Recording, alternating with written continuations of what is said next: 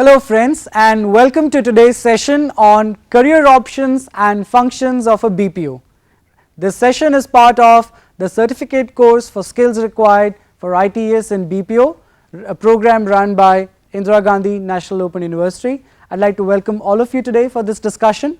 Today we are going to focus on the various functions of the BPO industry, and we are going to talk about the skills required, the qualification required, and the nature of work performed by each vertical of the BPO segment. Before we begin, I'd like to understand, what do you mean, or what is the full form of the term BPO? Would anyone like to answer that? All right. Yes, sir. BPO stands for Business Process Outsourcing. That's an excellent answer.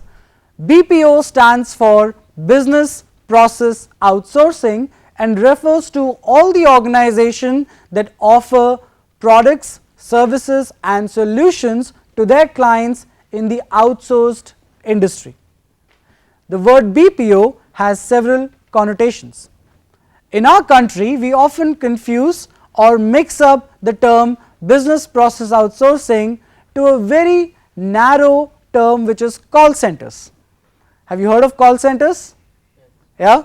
How many of you have friends or cousins or relatives who work in call centers? I think most of us today know somebody or have somebody in the family who works for a call center.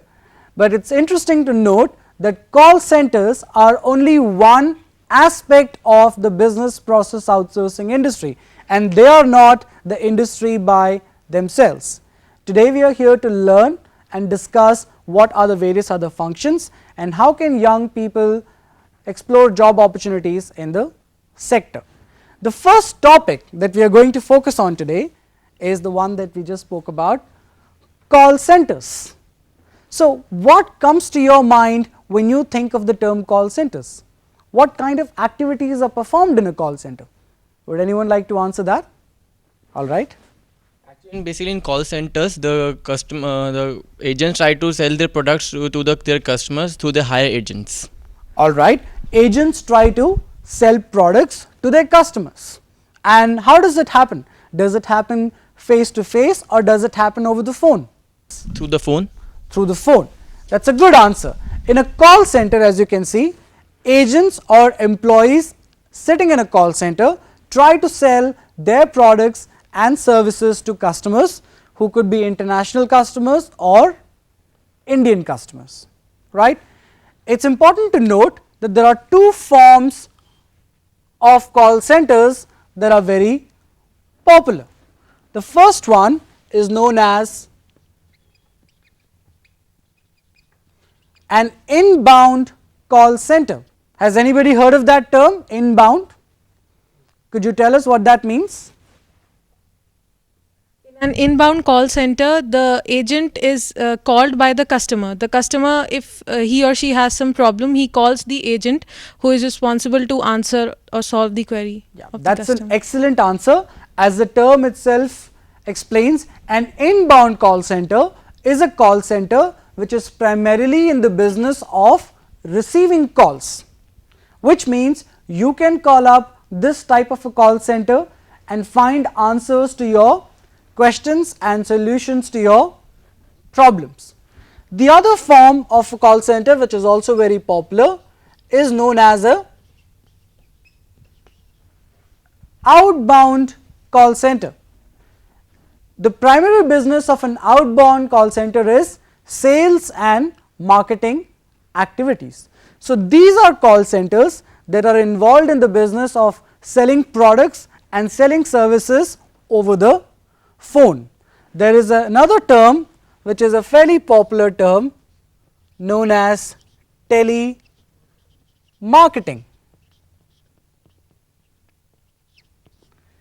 How many of us here have received calls from telephone companies or banks trying to sell us credit cards or phone connections? Yeah, we all get those calls. Those calls are being made from a outbound call center, and the activity is known as a telemarketing activity, right. So what happens in a call center? A call center is in the business of receiving calls. If it is in the business of receiving calls, we refer to it as an inbound call center. If it is in the business of sales and marketing or telemarketing, we refer to it as a outbound call center.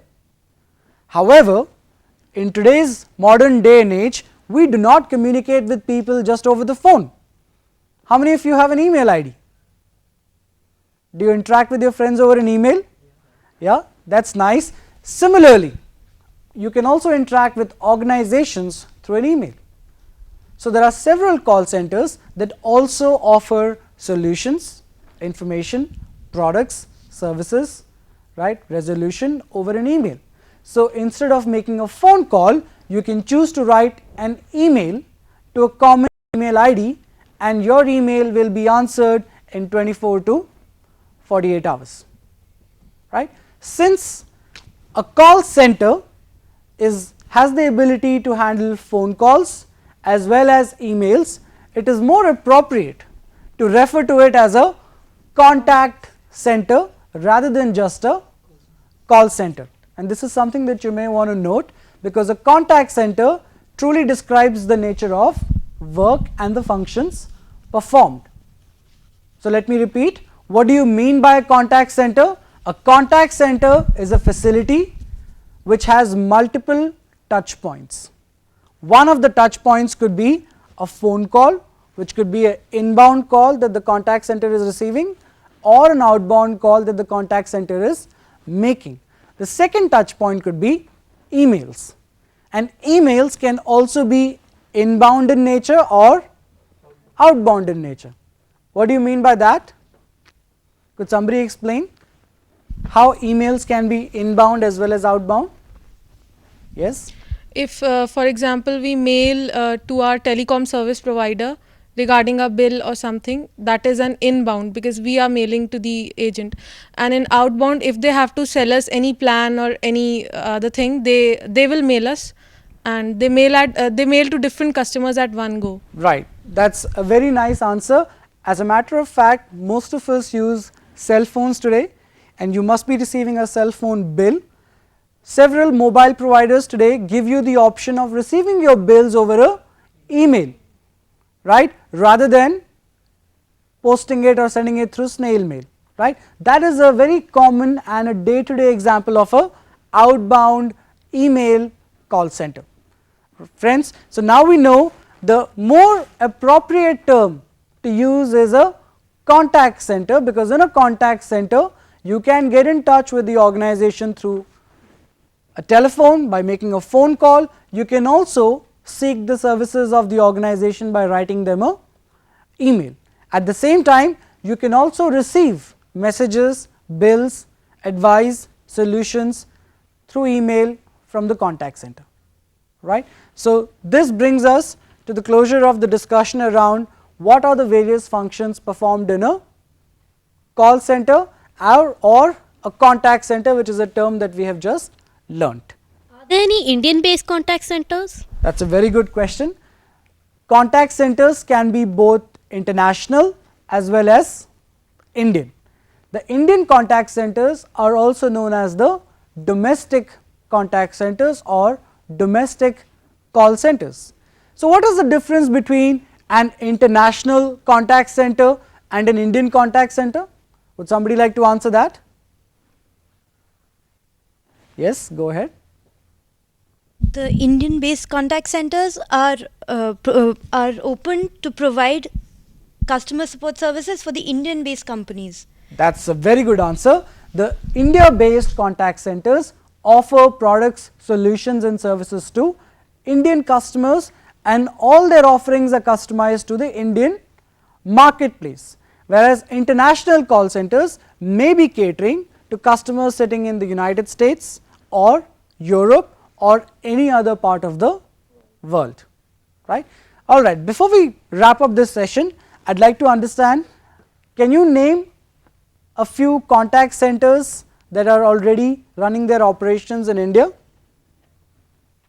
There are many companies, Okay. like Genpact, IBM and Convergys. Genpact, IBM, Convergys, All these are large business process outsourcing companies, and the main function that they have is a contact center function. Students, we have just finished discussing the various functions performed by a call center or a contact center, that is a large component of the business process outsourcing industry. It is interesting to note for students like you that the contact center segment employs the largest number of people, young people who are undergraduates and graduates in our country. Therefore, to find employment in this particular sector, you can be an undergraduate or a graduate in any stream with good communication skills in English, and you should be able to find yourself a job or placement in contact center segment of the business process outsourcing industry. Now let us move on to a new segment altogether, which is known as KPO. How many of us have heard this term KPO? Alright, that is nice. Would somebody like to share the full form of KPO with us? KPO stands for Knowledge Process Outsourcing. That is an excellent answer. KPO stands for Knowledge Process Outsourcing. As the term itself symbolifies, knowledge process outsourcing refers to activities in the outsourcing business that are based on specialized knowledge, right. In a contact center, the only transaction that is taking place between a customer and an agent is through phone or through emails. However, KPO performs a range of complex activities. These activities could be in the form of analysis, documentation, research, and therefore you need to have some specialized qualification and skill sets to get into this particular segment of the business process outsourcing industry. As you know, there are several large organizations around the world that are looking for research and development, that are looking for documentation, that are looking for analysis, and to perform these activities there are several KPOs that have now come up in India. So, if you have a specialized qualification in the field of pure science or mathematics or marketing or finance, there will be several opportunities that will be available to you in this particular segment, which is also a component of the business process outsourcing industry. So, the question is, do professionals working in KPOs make phone calls to customers? Do they engage in email communication with customers? The answer is yes. Even if you are working in a knowledge process outsourcing industry, you still have to speak to global customers or Indian customers over the phone. Therefore, communication skills are vital to finding a job in this particular function of the business process outsourcing industry as well. And in addition to communication skills, you need to have advanced master's level qualification as well. There are several companies that are operating in India. Some of the popular companies include eValueServe, that is a company located in Gurgaon in Delhi NCR. Another company is a company by the name of MarketRx. These are specialized knowledge process outsourcing organizations that are working in India. Students, let us move on to the next important segment of the business process outsourcing industry, which is LPO. Can someone tell us what is the full form of that term? LPO? Yes? Process outsourcing. Excellent. LPO, as one of our students rightly said, stands for legal process outsourcing. So, when you hear the term legal process outsourcing, what does it refer to? It refers to the profession of law. That is right. It refers to the profession of law, right, which means we are talking about lawyers, right. It is interesting to note that lawyers are highly paid people in Western countries, even in India, right. So, a lot of organizations in Europe and a lot of organizations in the United States are outsourcing their legal and litigation work to lawyers and legal companies based in India. This activity is known as the legal process outsourcing activity, which is a critical component and an upcoming component of the business process outsourcing industry. So, to be able to join an LPO, what do you think would be the minimum qualification that is required? Okay. One needs to be a law graduate. That's LLB. right. That's right. You need to be a law graduate, which means you should be an LLB or you should have done a master's in law to be able to succeed in the legal process outsourcing industry. What is the nature of work performed by legal process outsourcing industry? It could be in litigation Okay. or legal documentation. That's right. As you know, whenever a lawsuit is filed in any country, there is a lot of documentation that lawyers have to do.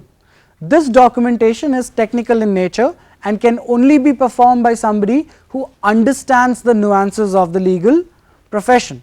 Therefore, a lot of organizations outsource this type of work to lawyers sitting in various locations in India, who do the initial documentation, prepare the case and then forward it to the parent company, which could be located in America or Europe or any other part of the world.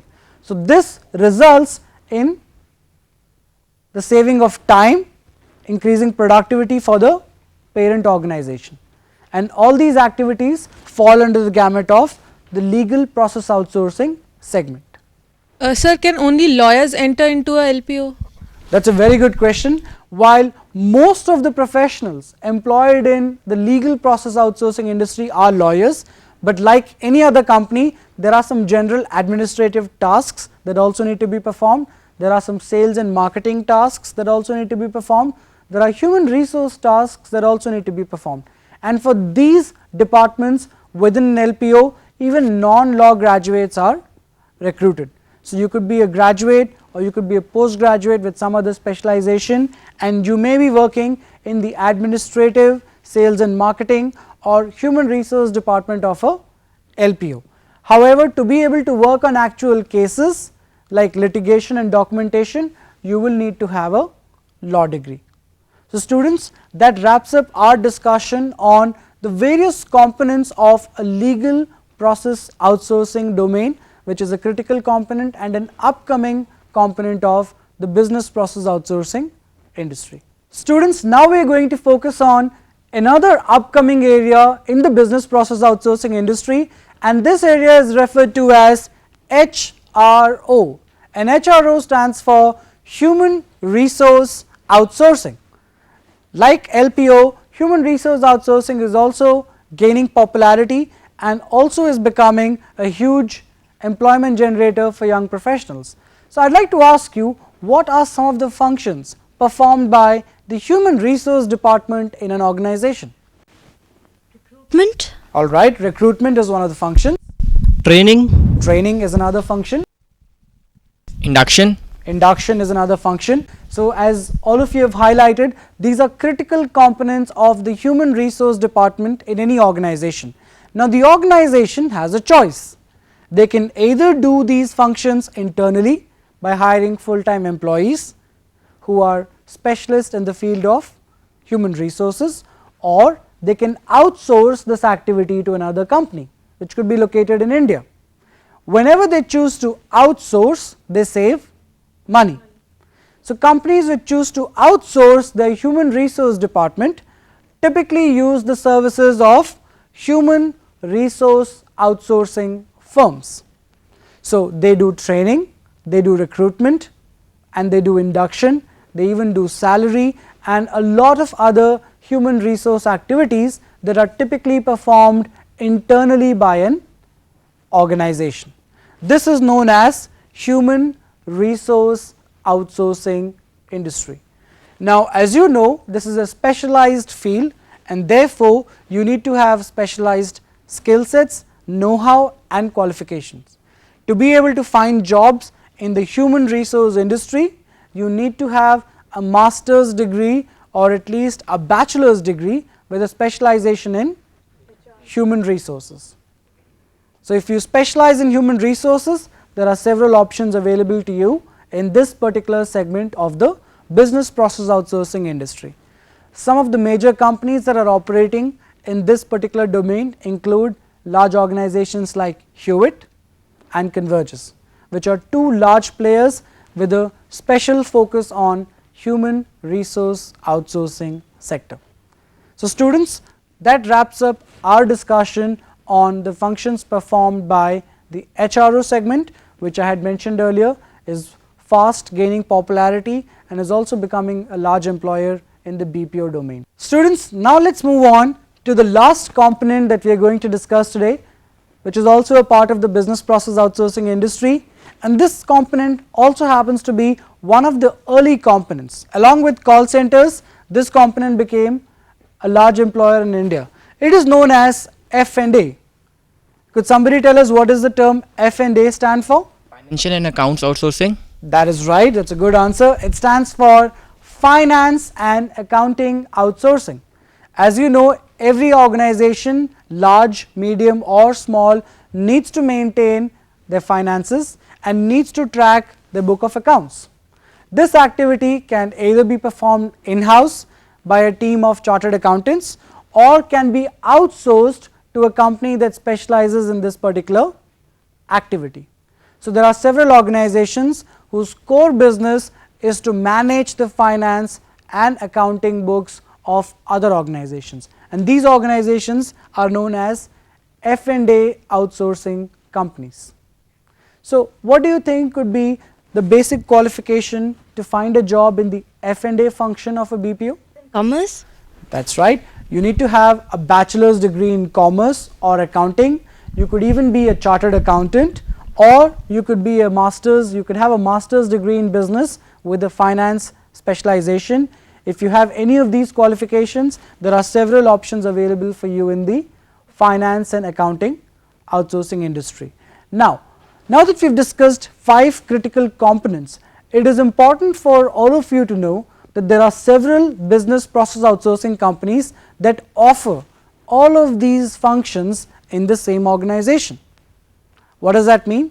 That means there could be one large organization. An example could be a company like Genpact, which offers call center services, which also offers knowledge process outsourcing services, which also offers legal process outsourcing and also offers human resource outsourcing. So they are present in each of these fields or each of these functions. And on the other hand, there are several other specialized players like a company that I mentioned, which is eValueServe, that only offers knowledge process outsourcing services. So as people who are studying for a course in BPOs, your options are open in both larger organizations that are offering all these solutions and specialized organizations that are offering one or maybe two of these solutions, right. So we have discussed call center or contact center services. There is inbound and outbound, making calls or receiving calls, and then interface can also happen through emails. Then we spoke about knowledge process outsourcing, wherein some kind of analysis, documentation, research and development activities are being performed, which are slightly more complex in nature, for which you need specialized qualification and skill sets. Then we spoke about legal process outsourcing, which refers to the profession of law, and you have to do litigation and legal documentation work for companies in the US and Europe.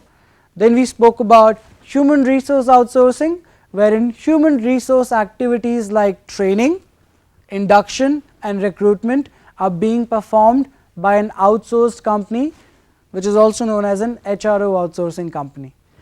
And then we spoke about finance and accounting, wherein the books of accounts are being maintained by a specialized player who is partnering with a client in the US, Europe or some other part of the world. So this wraps up our discussion on the various functions that are performed by the business process outsourcing industry. Students, today we have had a detailed discussion on various functions performed by the business process outsourcing industry. I am sure that you would have gained several insights into the various functions, career opportunities and skills required. Before we close the discussion, I would like to learn from you what have been some of your key takeaways or key learnings from today's interaction? Starting with you. I have learned that the BPO industry is just not about call centers, and there are several job options available for youngsters like me. Yeah, that's a very good observation. As you can see, your job options are spread across these 5 functions. I have learned that there are suitable options available for everyone who belongs to different field in of education in BPO. That's also a good observation. The BPO industry is one that promotes diversity. So irrespective of your educational background, you can find suitable employment opportunities in any one of these functions or streams. Since I'm a BCom student, there are many opportunities for me in finance and accounts outsourcing. Yes, as we discussed, finance and accounting is fast becoming one of the large employers similar to call center segment. Therefore, for BCom graduates or undergraduates, there are several opportunities available in F&A outsourcing. I have learned that to join a BPO, you should have good communication skills. That's a very interesting observation. As you would have observed that irrespective of the stream or the function, the BPO industry involves a lot of interaction with customers abroad or in India. So communication skills are literally the backbone of this industry. So you need to improve your communication skills to explore employment opportunities in this particular industry. I've learned that since this industry is on a growth path, there are numerous opportunities for the youngsters in this industry. Absolutely, it's a sunrise industry. So I'd like to say that in this industry, your possibilities end where your imagination does. So on that note, I'd like to wish all of you all the best, and I hope you find great employment opportunities in this particular industry.